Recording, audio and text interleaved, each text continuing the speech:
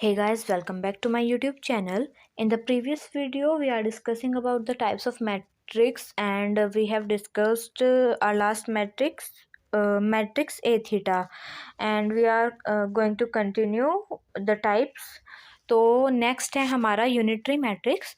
Unitary matrix क्या होती है? एक स्क्वायर मैट्रिक्स अगर ए थीटा की मल्टीप्लाई ए में करने के बाद आइडेंटिटी मैट्रिक्स बन के आता है।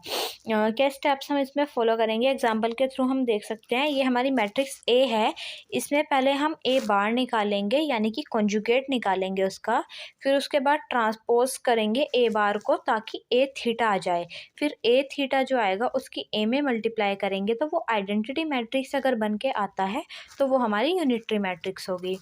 Next is Hermitian matrix. Hermitian matrix में क्या होता है? If every ijth elements of A equal होगा conjugate complex jith element of A के, यानी कि जब हम ए मैट्रिक्स जो है उसका कॉन्जुगेट करके उसका ट्रांसपोज करेंगे यानी कि मैट्रिक्स ए थीटा निकाल लेंगे, वो मैट्रिक्स ए के इक्वल आता है तो वो हर्मिटेरियन मैट्रिक्स होगा।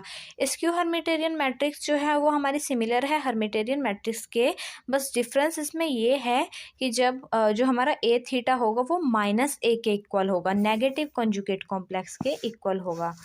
नेक्स्ट इज हमारी इडेम्पोटेंट मैट्रिक्स। इसमें क्या होता है? एक मैट्रिक्स जहाँ पर ए स्क्वायर जो हो वो ए के बराबर हो, यानी कि कोई भी मैट्रिक्स ए है अगर हम उसका स्क्वायर कर दें तो वो ए के इक्वल ही रहे तो वो इडेम्पोटेंट मैट्रिक्स होगी। देन आती है हमारी पीरियडिक मैट्रिक्स।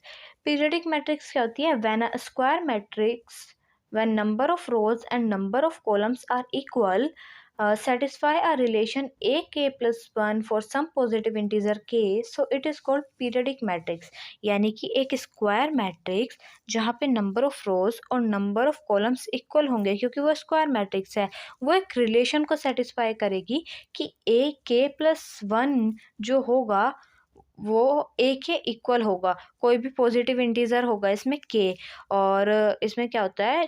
के की वैल्यू गिवन होती है। फॉर एग्जांपल हम एग्जांपल में देख सकते हैं हमारी जो मैट्रिक्स है इसे हमें इसका जो के की वैल्यू है इसमें 2 दी हुई है, 2 पीरियड इसका दिया हुआ है, तो इसमें हम के की वैल्यू कैसे पुट करेंगे? ए के प्लस 1 जो है हमारा रिलेशन होता है, तो a2+1 यानी कि ए क्यूब को हमें ए के इक्वल प्रूफ करना है, और यहाँ पे हमने पहले ए स्क्वायर किया फिर ए स्क्वायर प्लस 1 यानी कि ए क्यूब, और ए क्यूब करने के बाद हमारी जो मैट्रिक्स आ रही है वो ए के इक्वल आ रही है, तो ये प्रूव हो चुका है कि जो हमारा ये मैट्रिक्स है ये पीरियडिक मैट्रिक्स है पीरियड 2 की। ऐसे ही हमारी निलपोटेंट मैट्रिक्स आती है। इसमें क्या होता है? ए के जो होता है वो 0 के इक्वल होता है, यानी कि ए के हमारी एक नल मैट्रिक्स होती है जहाँ पर के एक पॉजिटिव इंटीजर है। इसमें क्या होगा? जैसे हम एग्जांपल के थ्रू देख सकते हैं। मान लीजिए हमें इसमें इंडेक्स गिवन होता है, हमें प्रूफ करना है कि ये निलपोटेंट मैट्रिक्स है इंडेक्स 2 की, तो 2 इंडेक्स जो होगा ये के की वैल्यू है, तो हमने के की वैल्यू पुट कर दी, ए स्क्वायर कर दिया, और ए का स्क्वायर करने के बाद हमें 0 मैट्रिक्स मिल रही है, नल मैट्रिक्स मिल रही है, तो ये निलपोटेंट मैट्रिक्स होगी। Next one is involuntary matrix.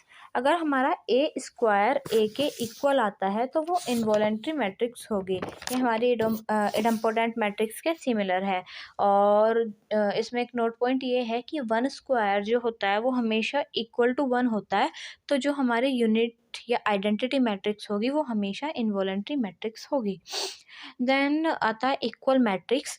Equal matrix होने के लिए 2 कंडीशन होनी चाहिए। मान लीजिए हमारी एक मैट्रिक्स है ए और एक है बी, तो एक तो उन दोनों का ऑर्डर सेम होना चाहिए, और जो जो उनके एलिमेंट्स हैं वो भी इक्वल होने चाहिए। फॉर एग्जांपल हमने मैट्रिक्स ली है एक ए और बी, तो इसे अगर हम सॉल्व करेंगे तो वैल्यूज़ निकालेंगे एक्स वाई और ए की, तो ये इक्वल मैट्रिक्स प्रूफ हो जाएगी। देन आता है हमारा सब मैट्रिक्स। सब मैट्रिक्स क्या होता है? मैट्रिक्स जो हमें ऑब्टेन होती है किसी भी गिवन मैट्रिक्स की नंबर ऑफ रोज या कोई भी नंबर ऑफ कॉलम्स को डिलीट करने के बाद, तो वो सब मैट्रिक्स होगा। And the last one is singular and non singular matrix.